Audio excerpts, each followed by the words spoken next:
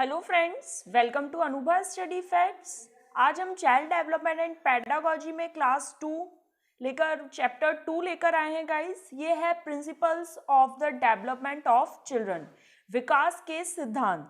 विकास के सिद्धांत के बारे में आज हम इस वीडियो में बात करेंगे गाइस। इससे पहले वाली वीडियो में हमने पूरा एक बेसिक स्ट्रक्चर विकास के बारे में समझा, जो चरण थे, अवस्थाएं थी, फैक्टर्स थे, वो सब कुछ समझा। वीडियो पसंद आएगा गाइस तो प्लीज लाइक करना और चैनल पर पहली बार आए तो चैनल को सब्सक्राइब करना। वीडियो के एंड तक आप समझेंगे निरंतरता का सिद्धांत क्या है, विकास की दर में समानता की कमी का सिद्धांत, व्यक्तिगत भिन्नताओं का सिद्धांत, स्वरूप की एक रूपता का सिद्धांत, सामान्य से विशिष्ट की ओर का सिद्धांत, एकीकरण का सिद्धांत, पारस्परिक संबंधों का सिद्धांत, अंतःक्रिया का सिद्धांत और पूर्वानुमान का सिद्धांत।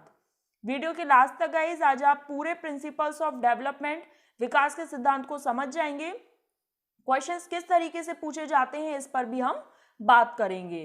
तो पहला सिद्धांत है निरंतरता का सिद्धांत, प्रिंसिपल ऑफ कॉन्टिन्यूटी। तो गाइस कॉन्टिन्यूटी, जैसा कि आप इसके नाम से समझ पा रहे हैं, जो विकास है वो एक अविराम प्रक्रिया है, मतलब सतत चलने वाली प्रक्रिया है। प्राणी के जीवन में निरंतर चलती रहती है, वूम टू टूम चलती है, मतलब माँ के गर्भ से लेकर कब्र तक ये प्रोसेस चलती रहती है। At the time of conception जो विकास शुरू हो जाता है वो कहाँ तक चलता है गाइस? मृत्यु तक चलता रहता है। माँ के गर्भ से लेके कब्र तक पूरा डेवलपमेंट की जो प्रोसेस है वो बिना रुके चलती रहती है। तो जब भी ये बात आ जाए कि बिना रुके चलने वाली जो विकास की प्रक्रिया है वो किस सिद्धांत के अंतर्गत आती है, तो आप क्या लगाएंगे आंसर? प्रिंसिपल ऑफ कॉन्टिन्यूटी, निरंतरता का सिद्धांत। गाइस हमको किसी चीज में क्या है, कभी कभी दिखाई नहीं देता है जो डेवलपमेंट है। ऐसा लगता है कि भाई डेवलपमेंट कहीं रुक गया है, और जो ग्रोथ है चूंकि हम उसको मेजर कर सकते हैं तो वो तो दिख जाता है, हमारा वजन दिख जाता है, लेकिन जो विकास है वो दिखता नहीं है, लेकिन ये कभी भी रुकता नहीं है। दूसरा प्रिंसिपल है विकास की दर का सिद्धांत, principle of rate of development. सभी में विकास की दर अलग अलग होती है, याद रखिएगा गाइस, हर व्यक्ति में विकास की दर अलग अलग होगी।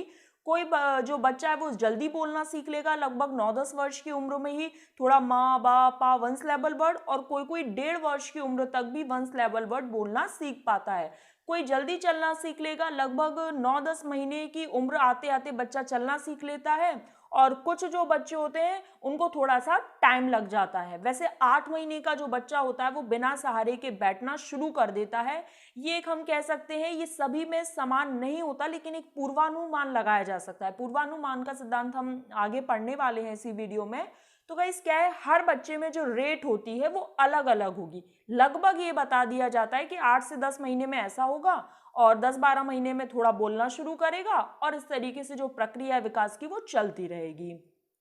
अब बात आती है व्यक्तिगत भिन्नताओं का सिद्धांत, principle of individual differences. Individual differences क्यों होते हैं गाइस? तो ये आप सभी को पता होगा, गर्भाधान के समय जो जीन्स हमारे माँ बाप से ट्रांसफर होते हैं, मतलब जो पेरेंट्स से एक ऑफ स्प्रिंग में जो जीन्स ट्रांसफर होते हैं, और जो परिवेश बच्चे को मिलता है उसकी अपब्रिंगिंग के लिए, या जिस परिवेश में वो रह रहा होता है उसका बहुत ज्यादा प्रभाव पड़ता है। यहाँ तक कि जो 2 ट्विंस हैं गाइस, आपने ट्विंस के प्रकार पढ़े होंगे, फ्रैटर्नल ट्विंस और आइडेंटिकल ट्विंस जो होते हैं, उसमें भी भिन्नताएं देखने को मिलेंगी। क्यों? क्योंकि जो जीन्स का जो सेट होता है वो भिन्नताओं के लिए मतलब ऐसा कह सकते हैं कि जो हेरिडिटी है और जो एनवायरनमेंट है वो अपना रोल प्ले करते हैं किसी भी व्यक्ति की भिन्नताओं में। ये बहुत ज्यादा इंपॉर्टेंट है, यहाँ पर आप समझ सकते हैं डेवलपमेंट की जो प्रोसेस है वो क्या है गाइस? हेरिडिटी और एनवायरनमेंट का गुणनफल होता है। याद रखिएगा, हेरिडिटी और एनवायरनमेंट का गुणनफल होता है। ये वुडवर्थ के द्वारा ये बात कही गई थी। अब विकास सामान्य से विशिष्ट की ओर होता है, development proceeds from general to specific. अब इस चीज को थोड़ा सा समझ लेते हैं कि जो विकास है, विकास क्रम में कोई भी बालक सामान्य क्रियाएं करेगा, उसके पश्चात वो क्या करेगा? विशेष क्रियाओं की ओर अग्रसर होगा। जैसे कि इसका एक एग्जाम्पल लेते हैं, जैसे जो बच्चा है जब छोटे में, बहुत छोटे में जब बच्चा रोता है तो वो पूरी अपनी बॉडी को मूव करता है, क्या करेगा, पूरी बॉडी को मूव करेगा, अपने हाथ पैरों को भी चलाएगा और वो रोएगा। लेकिन जैसे जैसे बच्चा बड़ा होता जाता है तो केवल अपने एक्सप्रेशन से ही रोएगा, मतलब उसका फेस से ही उसको समझ आ जाएगा अपन को कि वो रो रहा है। लेकिन जब वो छोटा होता है तो बिल्कुल पूरे हाथ पैर से सबसे रो रहा है। जैसे आप इस डायग्राम में देख सकते हैं कि भाई अपना पूरा हैंड वैंड सब कुछ एक चलाकर रो रहा है। लेकिन जैसे जैसे ये धीरे धीरे बढ़ता जाएगा तो उसके एक्सप्रेशन से ही पता चल जाएगा कि वो रो रहा है। इस प्रकार से जो प्रोसेस होती है वो क्या होती है, जनरल टू स्पेसिफिक होती है। मतलब पहले जैसे आपने देखा हो कोई चीज़ बच्चा पकड़ता है तो पूरे हाथ से पकड़ने की कोशिश करेगा। सपोज ये जैसे ये पेन है हमारे पास, अगर आप किसी बच्चे को पकड़ाएंगे तो ये पूरा ऐसे पकड़ने की कोशिश करेगा। लेकिन जैसे जैसे बच्चा बड़ा होता जाता है तो ये अंगूठे और उंगली से भी इस पेन को ईजिली पकड़ा जा सकता है। तो ये बच्चा चीज़ें समझने की कोशिश कर रहा होता है। उसके बाद है गाइस, जो विकास है वो परिपक्वता और शिक्षण मतलब अधिगम का परिणाम होता है। Development results from maturation and learning. बालक का जो विकास है वो चाहे शारीरिक हो या मानसिक, फिजिकल या मेंटल, किसी भी तरह का हो, उस पर मैच्योरेशन और लर्निंग मतलब परिपक्वता और अधिगम दोनों का परिणाम है जो डेवलपमेंट है। परिपक्वता जो होती है गाइस वो हमने प्रीवियस वीडियो में भी देखा था, वो किससे जुड़ी हुई होती है, आनुवांशिकता से। ऐसे काम करने की क्षमता को प्राप्त करना जो आप पहले नहीं कर सकते थे। आप 2 साल के बच्चे से जो डंबल्स होते हैं वो नहीं उठवा सकते, या 5 साल के बच्चे को आप प्याजे नहीं समझा सकते। तो गाइस क्या है, बच्चा मैच्योर नहीं है किसी चीज़ के लिए। और अधिगम क्या है, जब आप किसी चीज़, जब आप लर्निंग कर रहे होते हैं तो आपको प्रैक्टिस और एक्सरसाइज की ज़रूरत होती है। जितनी ज़्यादा आप प्रैक्टिस करेंगे और आपको उस चीज़ का एक्सपीरियंस मिलेगा वो उतना ही आपके लिए, आपकी लर्निंग के लिए बेहतर होगा। तो जो डेवलपमेंट है वो एक तो हेरिडिटी और एनवायरनमेंट का गुणनफल होता है, ये वुडवर्थ के द्वारा कहा गया था। और जो डेवलपमेंट है वो मैच्योरेशन और लर्निंग से प्रभावित होता है। अधिगम क्या है, लर्निंग है, प्रैक्टिस और अभ्यास से मिलेगी। अधिगम और अभ्यास परिपक्वता के विकास में सहायता प्रदान करते हैं। आप जितनी ज़्यादा प्रैक्टिस करेंगे आप उस काम को करने में उतने ही ज़्यादा परिपक्व हो जाएंगे। भाई 2 साल के बच्चे से आप डंबल्स नहीं उठवा सकते, ये सार्वभौमिक बात है। लेकिन जैसे जैसे जैसे आपकी एज बढ़ती जाएगी, आपकी मसल्स में ग्रोथ होती जाएगी, आपकी मसल्स स्ट्रांग होती जाएंगी, तो आप डंबल्स उठाने में सक्षम हो जाएंगे। तो हर चीज़ का एक पीरियड ऑफ टाइम होता है, हर चीज़ का एक टाइम पीरियड होता है। उसी के अकॉर्डिंग क्या है, आप चीज़ों को करते हैं और मैच्योर बनते हैं। लर्निंग और जो मैच्योरेशन है वो बहुत ज़्यादा इंपॉर्टेंट रोल प्ले करती है डेवलपमेंट में। आई होप यहाँ तक आप सभी को क्लियर हो रहा है। अगर क्लियर हो रहा है गाइस तो प्लीज़ लाइक कीजिएगा। फिर है विकास अवस्थाओं में एक क्रम में चलता है, एक सीक्वेंस में चलता है। ऐसा नहीं है कि भाई पहले बच्चा दौड़ना शुरू कर देगा और फिर क्रॉल करना सीखेगा, मतलब पहले दौड़ना सीख गया उसके बाद वो घुटनों के बल चलना सीख रहा है, ऐसा नहीं है। एक सीक्वेंस में चलता है, एक ऑर्डर में चलता है। लेकिन क्या है, हमें ऐसा लगता है कि भाई डेवलपमेंट रुक गया है। मैंने पहले भी आपको इस वीडियो में बताया था, डेवलपमेंट रुकता नहीं है। इसका हम आकलन कर पाते हैं, हमारी समझ कितनी विकसित हो रही है। इस चीज़ को क्या है, जैसे हम कुछ भी पढ़ रहे हैं तो पता नहीं चल पाता कि समझ कितनी विकसित हो रही है, क्योंकि हम मेजर नहीं कर सकते, पर आकलन किया जा सकता है। अब इसमें आप देखेंगे भाई पहले बच्चा इस तरीके से रहेगा, फिर ऐसे थोड़ा सा उठने की कोशिश करेगा, फिर ऐसे और उठेगा, फिर इस तरीके से धीरे से खड़ा होना शुरू होगा और फिर ये पूरी तरीके से बिना सहारे के खड़ा हो जाएगा। तो जो डेवलपमेंट है वो एक सीक्वेंस में चलता है धीरे धीरे। जैसे पहले बच्चा जो है वो 1 वर्ड स्लैब मतलब एक वर्ड वाला शब्द बोलना शुरू करेगा, जैसे बा, माँ, पा, फिर धीरे धीरे माँ, पापा, इस तरीके से 2 वर्ड वाले, फिर धीरे धीरे एक सेंटेंस बना लेता है। ठीक है, उसके बाद आती है दिशा का सिद्धांत, प्रिंसिपल ऑफ डायरेक्शन। ये बहुत ज्यादा इंपॉर्टेंट है गाइस।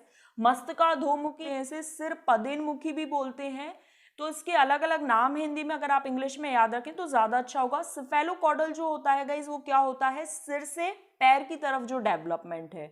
और जो प्रॉक्सिमोडिस्टल डेवलपमेंट होता है वो क्या होता है, शारीरिक विकास जब केंद्र से बाहर की तरफ, मतलब पहले हार्ट विकसित होगा फिर ये भुजाएं वगैरह होंगी। आप इस डायग्राम में देख सकते हैं cephalocaudal from head to to और प्रॉक्सिमोडिस्टल फ्रॉम सेंटर टू पेरीफेरी, मतलब पहले केंद्र में विकास होगा और उसके बाद कहां पर होगा, बाहरी भागों में।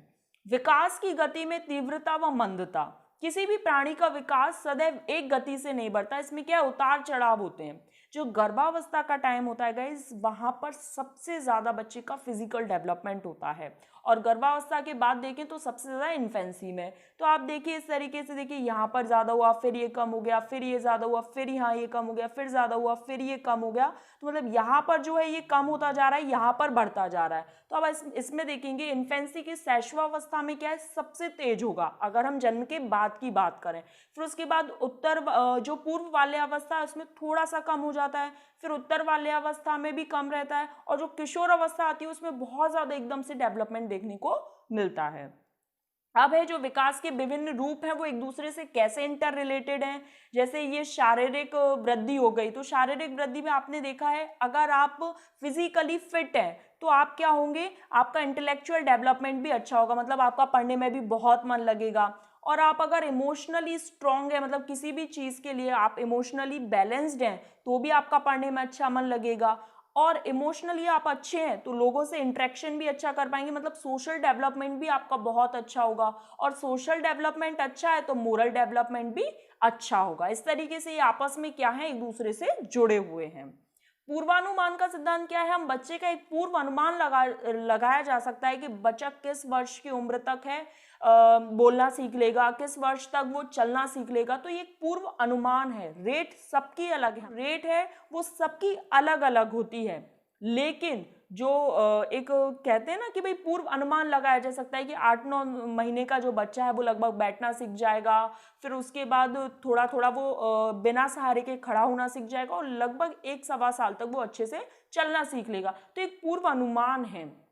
1 साल का बच्चा बोलना सीख लेता है, 1.5 वर्ष का बच्चा आराम से थोड़े थोड़े वर्ड्स बोलना शुरू कर लेगा। तो ये पूर्व अनुमान है। तो गाइज अब हम प्रैक्टिस क्वेश्चन करेंगे। आपने इस वीडियो में कितना सीखा, कितना समझा, आपको इस प्रैक्टिस क्वेश्चन से पता चल जाएगा। ये लगभग हम 5 क्वेश्चन रख रहे हैं, इसमें आपको पता चल जाएगा। ठीक, विकास की प्रक्रिया केंद्र से परिधि की ओर होती है, तो किस प्रोसेस में या किस डेवलपमेंट में होती है, सिर्फ पदोन्मुखी में, निकट दूर विकास में, एकीकृत में या पूर्वानुमान में। तो केंद्र से परिधि की ओर किस में होती है गाइस, निकट दूर विकास में, प्रॉक्सिमो डिस्टल डेवलपमेंट में। कौन सा विकास का सिद्धांत नहीं है, निरंतरता का है, उत्क्रमणीयता का है, एकीकरण का है, अनुत्क्रमणीयता का नहीं है। तो हमारा जो सही ऑप्शन है वो क्या है गाइस, ये हो जाएगा अनुत्क्रमणीयता। ऐसा नहीं है कि भाई हम पहले 5 वर्ष के हो गए और लगभग 2 फीट के हो गए और फिर हमारा क्या है अनुत्क्रमणीय, मतलब वापस से हम छोटे हो गए, ऐसा कभी नहीं होगा। जो डेवलपमेंट है वो एक प्रोसेस में चलता जाएगा और हमेशा बढ़ता ही चला जाएगा। अगर आप 5 फीट के हो गए तो फिर आप 2 फीट के नहीं हो सकते। विकास की प्रक्रिया रेखीय है, कुंडली में है, उत्क्रमणीय है या फिर डिसकॉन्टिन्यूअस है।